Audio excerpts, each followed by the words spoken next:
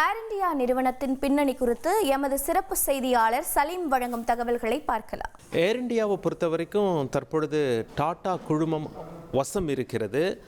இதற்கு முன்னாடி இந்திய அரசாங்கத்துக்கிட்ட இருந்தது. ஆனால் உண்மையில் முதல்ல இந்த ஏர் இந்தியா யார் கட்டுப்பாட்டில் இருந்தது, யார் கொண்டு வந்தார், யார் நிறுவினார் அப்படின்னு சொல்லி கேட்டிங்கன்னா அது டாடா குழுமம் தான்.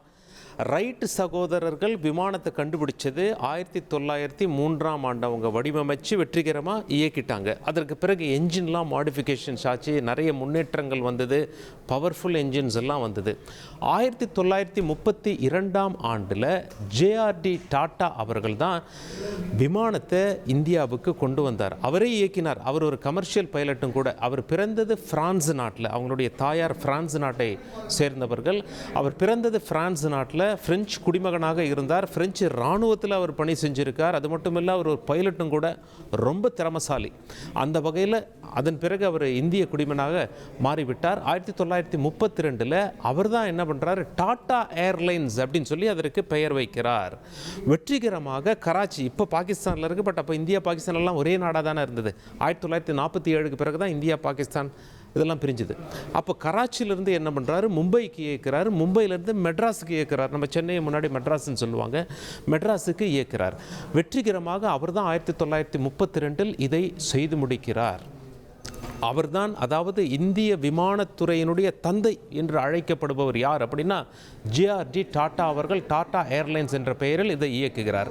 பிறகு உலகப்போர் வந்துவிட்டது. 1939 உலகப்போர், இரண்டாம் உலகப்போர் ஆரம்பிக்குது. 1945 வரைக்கும் இரண்டாம் உலகப்போர் நடைபெறுகிறது. சுமார் 6 ஆண்டு காலம். ஹிட்லர் கொல்லப்பட்ட பிறகு அடுத்த ஆண்டு 1946 ஏர் இந்தியா என்று பெயர் மாற்றம் செய்யப்படுகிறது. அது மட்டுமில்லை, இது ஒரு பப்ளிக் கம்பெனியாக மாற்றப்படுகிறது. 1950, அதன் பிறகு இந்தியாவிற்கு சுதந்திரம் கிடைக்கிறது 1947. 1953 ஜவஹர்லால் நேரு அவர்கள் பிரதமராக இருக்கும் பொழுது இந்த நிறுவனமானது தேசிய மயமாக்கப்படுகிறது. அனைத்து விமானங்களும் தேசிய மயமாக்குறோம் அப்படின்னு சொல்லிட்டு தேசிய மயமாக்கப்படுகிறது. ஜேஆர்டி டாட்டா அவர்களுக்கு மிக முக்கிய பொறுப்பு தரப்படுகிறது.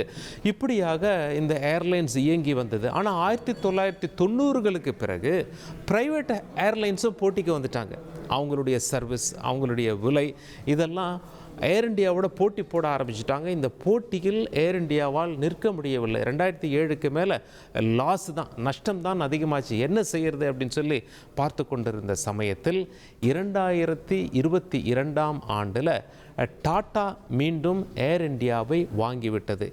இப்படித்தான் ஏர் இந்தியாவுடைய வரலாறு அமைகிறது. இன்றைக்கி இந்தியாவில் நம்பர் 1 ஏர்லைன்ஸ் அப்படின்னு சொல்லி சொல்லணும்னா, அதாவது பயணிகளை வைத்து அதிக பயணிகளை யார் கொண்டு செல்கிறார்கள் அப்படின்னு சொல்லி சொல்லணும்னா அது இண்டிகோ ஏர்லைன்ஸ் இன்றைக்கி நம்பர். ஆனால் ஒரு காலகட்டத்தில் ஏர் இந்தியா தான் இந்தியாவுடைய மிக முக்கிய விமானம் என்று இருந்தது.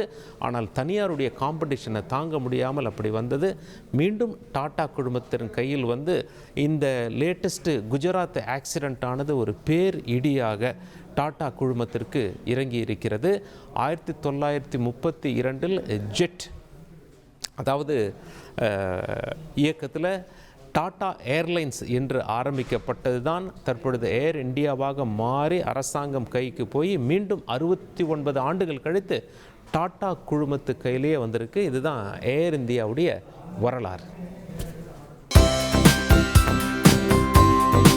தந்தி டிவியை உங்கள் கேபிள் டிவி ஆபரேட்டரிடம் இலவசமாக கேட்டு பெறுங்கள்.